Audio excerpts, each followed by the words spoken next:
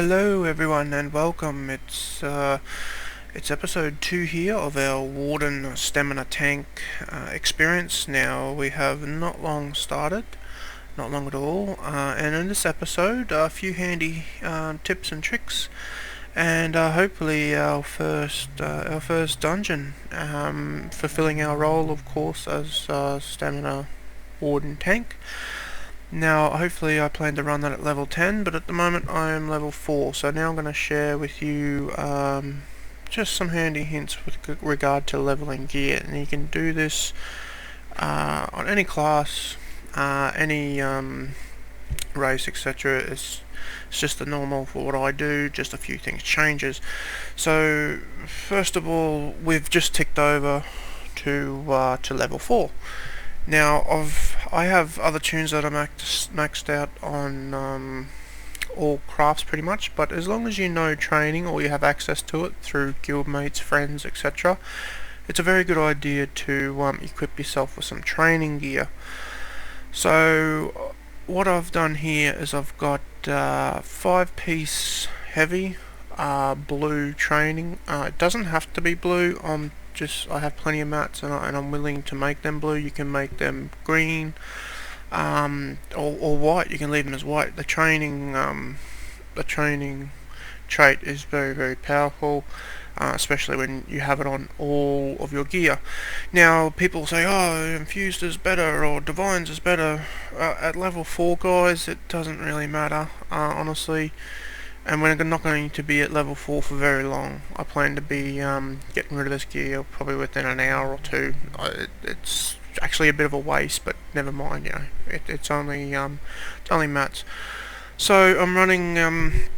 You don't have to run any sets, but I'm going to run just while I am questing. I will have the 2 Song of LeMay in the form of the shoulder and the helm. Accidentally made the helm purple. And then I have the rest as Willow's Path. So as you can see, the 5-piece Willow's Path here is very good for what we're doing here, leveling, and we need all the recover we can, etc. So it's really, really helpful. Willow's Path. So as you can see here, the 2 purple pieces, ignore the head.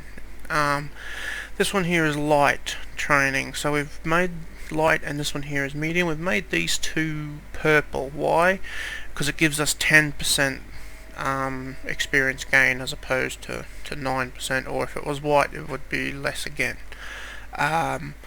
So that's why I've done it. Okay, you don't have to. You can only make that you can only make blue or green, but as long as we have a light piece and a medium piece on here to level this, just in case we want to go in a different direction later on.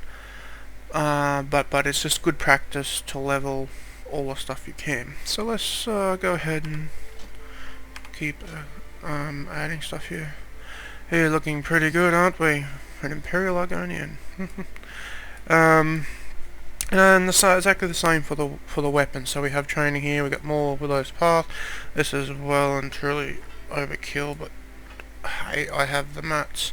Now you notice here I've also back here I've got the single hander, and here I've got the shield. Okay, I'll show you a trick later with how to level sword and shield without actually questing with it, because it's not the quickest way to quest, and we haven't got too much mobility with it, and it's not the greatest damage. So what we do is we quest with the 2-hander, and then we will turn in quests with our sword and board equipped, along with sword and board skills as we go further on.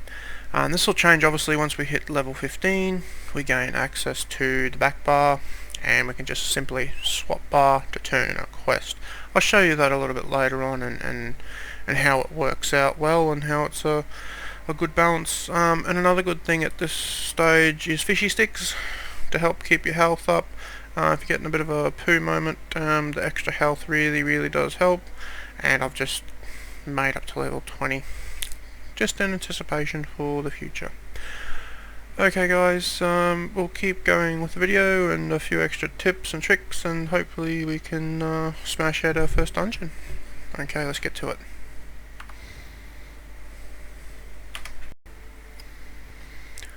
Okay, so as you might notice, the way our skills are presented to us are a little bit different. So here I'm on the weapon. I've only got the two hands are available, which means I can only mess around with skills not from the two hand, even though I have sword and board slotted. So basically what they've done is that you have to have the killing blow on that weapon line before you can actually access it in your skills bar. So this shouldn't be too bad. So just by killing a poor little innocent woodland creature just like that, we've instantly gained access to our sword and board skill line. So one handed, one shield. So there's no need to go wrestle down a troll or something crazy like that. Just equip the weapon, kill a bug, spider, whatever that thing was, and away you go.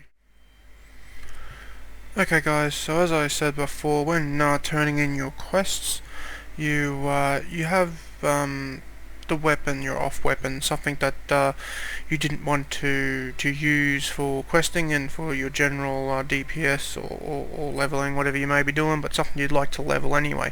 So I've taken off the two-hand and I've chucked on the sword and board, and we'll just turn in this quest. Sorry for the spoilers if I'm spoiling anything. So we complete that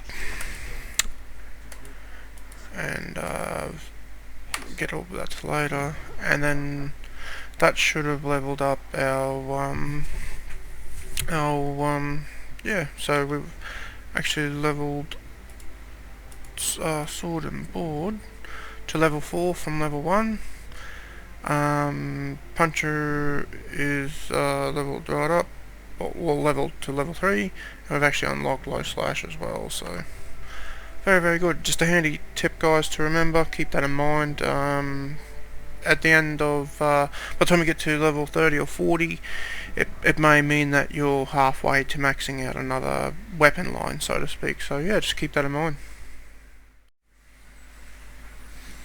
So guys, as well as unlocking your Mage's Guild and your Fighter's Guild skill lines before doing any serious dungeon diving, you're also going to want to open up the Undaunted skill line. Now you can do that by chatting to, for me it's Mighty Mordra here in Daggerfell, in Glenumbra.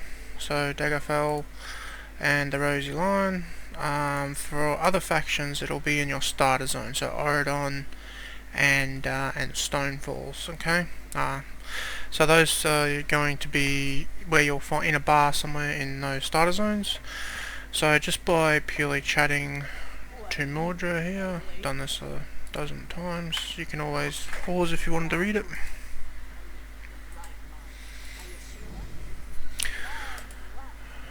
And they initiate you, but as you can see there, skill line granted Undaunted. So we go into skills, guild, Undaunted. So we've unlocked the other ones as previously, and now we have the Undaunted.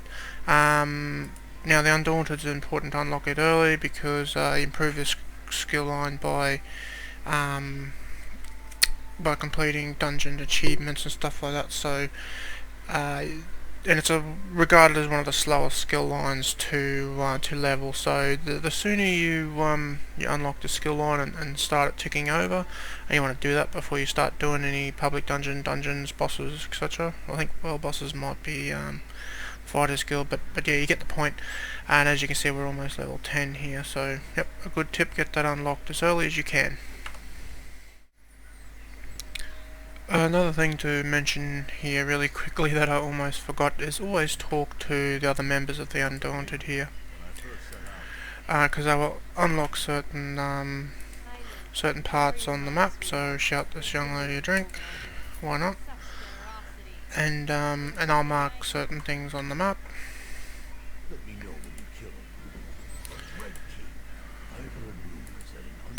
And yeah, so we should have in other factions possibly some dungeons. There we go, the Fungal Grotto. They're always unlocked, I do believe.